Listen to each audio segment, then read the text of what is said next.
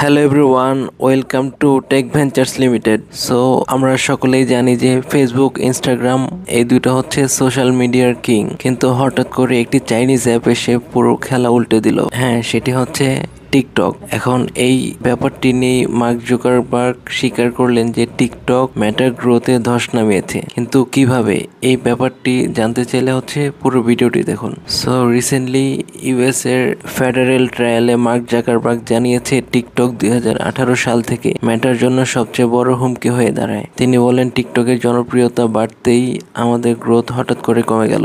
মেটা যেখানে নিজেদের অ্যাপগুলোর algorithm, content strategy সবকিছু রিডিজাইন করতে বাধ্য হয়, ইনস্টাগ্রামে রিলস এসেছে ঠিক টিকটকের মতো করে। এটা ছিল তাদের প্রতিরোধ।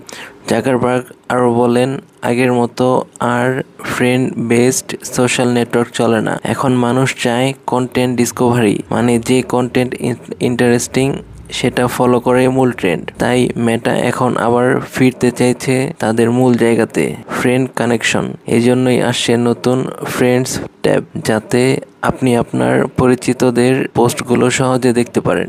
এই স্বীকারোক্তি এসেছে এক গুরুত্বপূর্ণ কোর্ট কেসে, যেখানে মেটাকে বলা হয়েছে ইনস্টাগ্রাম আর হোয়াটসঅ্যাপ আলাদা কোম্পানি করে দিতে হতে পারে। এই প্রেক্ষাপটেই জাকারবার্গ বললেন, টিকটকের মতো প্রতিদ্বন্দ্বী অ্যাপগুলো কতটা প্রভাব ফেলছে তাদের ব্যবসায়। টিকটক শুধুই একটা অ্যাপ নয়, এটা সোশ্যাল মিডিয়ার খেলার নিয়মটাই পাল্টে দিয়েছে, আর মেটা এখন সেই খেলায় টিকে থাকতে লড়ছে।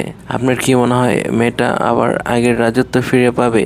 সো এই ব্যাপারগুলো কমেন্ট করে জানাবেন, এবং ভিডিওটি ভালো লাগলে লাইক করবেন, সাবস্ক্রাইব করবেন, এবং লেটেস্ট সব আপডেটস পাওয়ার জন্য আমাদের চ্যানেলটির সাথেই থাকবেন।